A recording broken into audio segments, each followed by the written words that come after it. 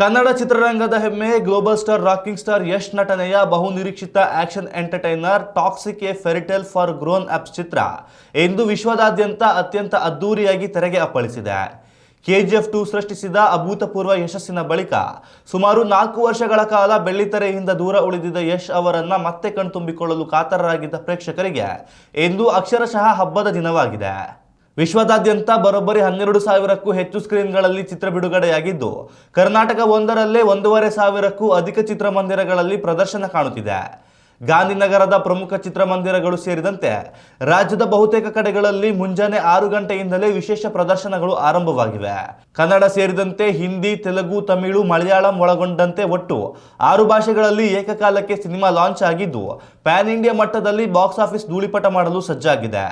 ಬೆಳ್ಳಂಬೆಳಗ್ಗೆಯೇ ಚಿತ್ರಮಂದಿರಗಳ ಮುಂದೆ ಜಮಾಯಿಸಿದ ಲಕ್ಷಾಂತರ ಅಭಿಮಾನಿಗಳು ನೆಚ್ಚಿನ ನಟನ ಬೃಹತ್ ಕಟೌಟ್ಗಳಿಗೆ ಹಾಲಿನ ಅಭಿಷೇಕ ಮಾಡಿಸಿ, ಪಟಾಕಿ ಸಿಡಿಸಿ, ಡಿಜೆ ಹಾಗೂ ತಮಟೆ ಸದ್ದಿಗೆ ಹೆಜ್ಜೆ ಹಾಕುತ್ತಾ ವಿಜಯೋತ್ಸವ ಆಚರಿಸುತ್ತಿದ್ದಾರೆ.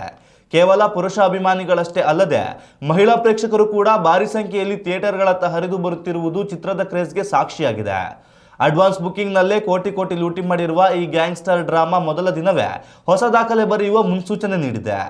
ನಿರ್ದೇಶಕಿ ಗೀತು ಮೋಹನ್ ದಾಸ್ ಅವರ ವಿಭಿನ್ನ ಮೇಕಿಂಗ್, ಯಶ್ ಅವರ ಮಾಸ್ ಮ್ಯಾನರಿಸಂ ಹಾಗೂ ಕಿಯಾರಾ ಅಡ್ವಾಣಿ, ನಯನತಾರ, ರುಕ್ಮಿಣಿ ವಸಂತ್ ಅವರ ಅದ್ಭುತ ನಟನೆಗೆ ಪ್ರೇಕ್ಷಕರು ಫಿದಾ ಆಗಿದ್ದಾರೆ.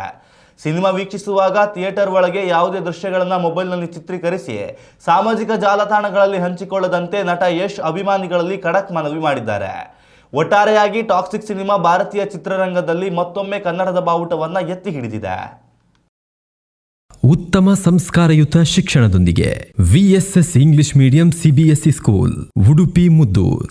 ನರ್ಸರಿಯಿಂದ 10ನೇ ತರಗತಿವರೆಗೆ ಶಿಕ್ಷಣದ ಜೊತೆಗೆ 5ರಿಂದ 10ನೇ ತರಗತಿವರೆಗಿನ ವಿದ್ಯಾರ್ಥಿನಿಯರಿಗೆ ಉತ್ತಮ ಹಾಸ್ಟೆಲ್ ಸೌಲಭ್ಯವೂ ಇದೆ. ನಿಮ್ಮ ಮಕ್ಕಳ ಪ್ರವೇಶಾತಿಗಾಗಿ ಈ ಸಂಖ್ಯೆಗೆ ಕರೆ ಮಾಡಿ.